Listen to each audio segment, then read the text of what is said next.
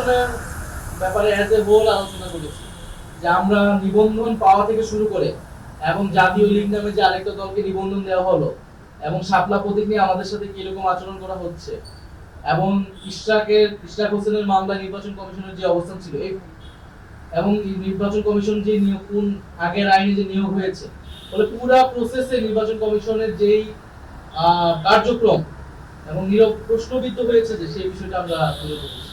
Bundle থাকলে প্রতি সেনমানিতে টাকা বাঁচবে। বিকাশ সেনমানি বান্ডেল কিনে জিতুন প্রতি লেনদেনে।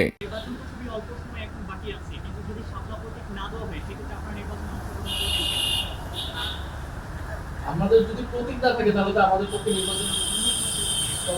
নির্বাচনে অংশগ্রহণ করা সম্ভব হবে না। আর অন্য কোনো প্রতীক তো আমরা নিব না, সেটা আমরা বলেছি নির্বাচন শাপলা কেন আমরা পাবো না তার আইনি সাংবিধানিক ব্যাখ্যা আমাদের দিলে তখন আমরা অন্য প্রতীকের বিষয় বিবেচনা করব।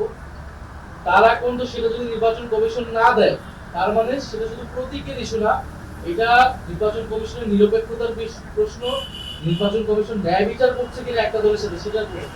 ফলে যে নির্বাচন কমিশন আমাদের নিবন্ধন এবং প্রতীক বিষয়ে আমাদের সাথে ন্যায় বিচার করে না, তার অধীনে নির্বাচনে গিয়ে আমরা নিরপেক্ষতা এবং ন্যায় বিচার পাবো, সঠিক ফলাফল পাবো, সেটাই হচ্ছে